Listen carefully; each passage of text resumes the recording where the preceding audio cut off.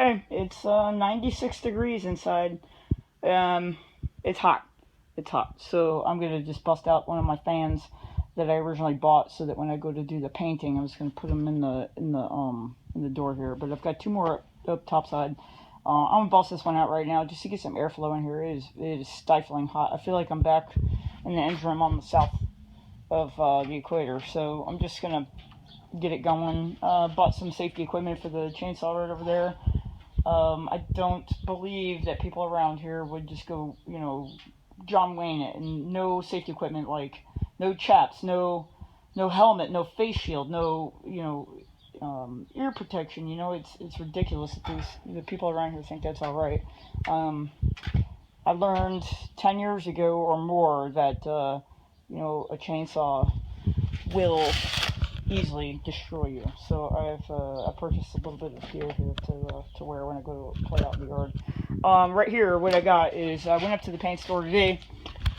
I got, let's see, that's a reducer for what I'm doing here. Okay, so, oh my god, I can't hold on to it. Right here, just quicksand, urethane primer. It's in a buff color because I'm doing gray paint. Got some quicksand activator for that, and I got just a small little pint of just black.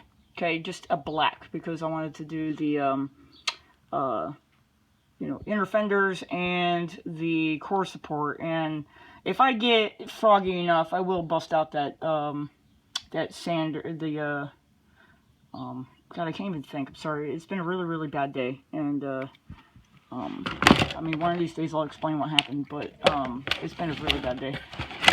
Trying to get my mind off of what's going on. And anyway, get that sandblaster out. Not that I'm a fan of sandblasting, really, but I got this stuff so that over the weekend, wow, excuse me, over the weekend I can get busy working on this. So, and a little bit of fine line paint or tape, because oh man, here comes the sneezing again. This place is ridiculous. Fine line tape so I can work on a couple things that I wanted, other projects that I'm working on. I'm just going to paint these black. I mean, they're already black. I could just leave it like that and throw them onto the truck and let it be. But, I don't know. I might just scuff them up and repaint them black here. This stuff, too, while I'm at it.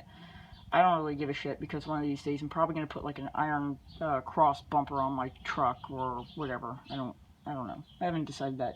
If I get the money, I will put one on, but every penny I've got either goes to the puppies or it goes to this, and yeah, I got no money anymore. I keep spending money on parts, and so I've got the door parts. They are confirmed, they're shipping, and so the floor is done for the most part. I'm going to clean it up with the vacuum and let it go. I'm going to go ahead and start on my cab corners here. Right here. I mean, the whole replacement cab corner is like this massive section here, and when I sandblasted this corner from like right here to here was all that was bad. I want to cut that out, and then I want to take a look inside and see how bad it is. Now this one over here has a couple holes all throughout here, and I'm going to have to patch that in. But if I don't have to replace the entire cab corner here, I'm not going to. I will trim that piece out and put it in there. I don't feel like doing a major amount of work for a little cab corner. I mean, I want the rust gone, but I don't want to spend my entire week off welding on a cab corner. But all of this is perfectly good. So that's the plan for next. I'm going to clean up that cab floor real quick, and then start measuring out here to work on that. Alright, one cab corner. This is the driver's side portion of the cab corner. As you can see, all the little holes. Looks like Swiss cheese. It really is not horrible in here. I mean, I took my little picky hammer to it, and I didn't pop any holes anywhere. I'm going to scrape all that out here in a minute and clean it up, see how bad it is. That's all the contents that was in there, and I busted the crap out of this China Freight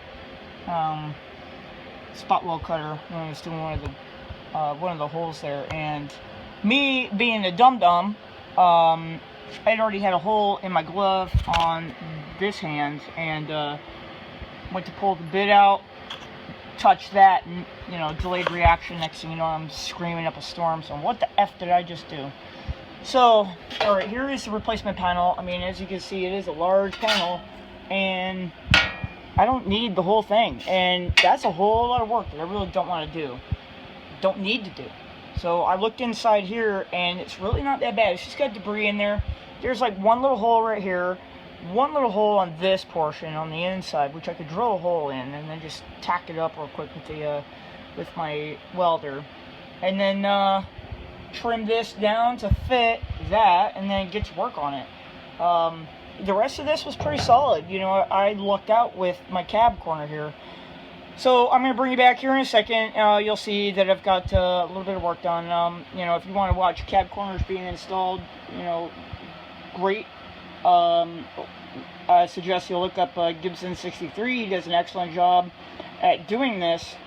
And that's actually what I had studied one of his videos on how to do this portion of my project. So Gibson 63, he did an excellent job doing his 63 Chevy. And anyway, I just don't have the time to edit a video, and I'm using a cell phone to shoot these videos. So you want to watch like in progress, watch his. It's pretty good. All right, bring it back a sec.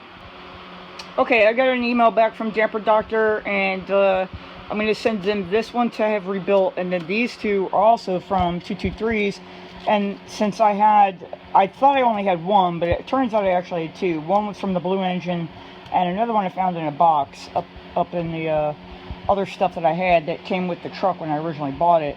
So he's going to, she, I'm not sure, but the Damper Doctor, what they're going to do is going to rebuild this one for me, and they're going to take the core price of each of these off of the rebuild price.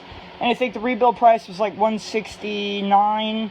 So whatever these they could give me for the core price, then I'll pay the reduced price. So I'm looking forward to that. I'm looking forward to getting this one back. I mean, it's identical to the other one, but you know, if somebody else is going to rebuild a 223 and they had to do an exchange or they couldn't find one, well, I've got two, and now the Damper Doctor is going to have them. All right, chassis saver is in. I just made a sloppy job of it. You know what? My landlord honestly did not care if I got crap on the deck. Didn't care.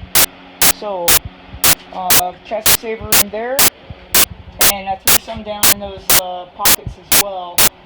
Just knowing that was going to be a place to get a little bit of corrosion in there. Even though I tried putting epoxy down there as much as possible.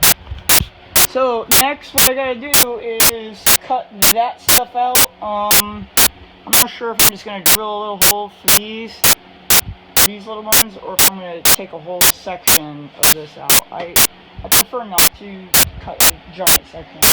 As you can see, I've got the weighted roof. I work on that, and then on this one too, I've got to work on that as well. And then I've got a couple extra little holes.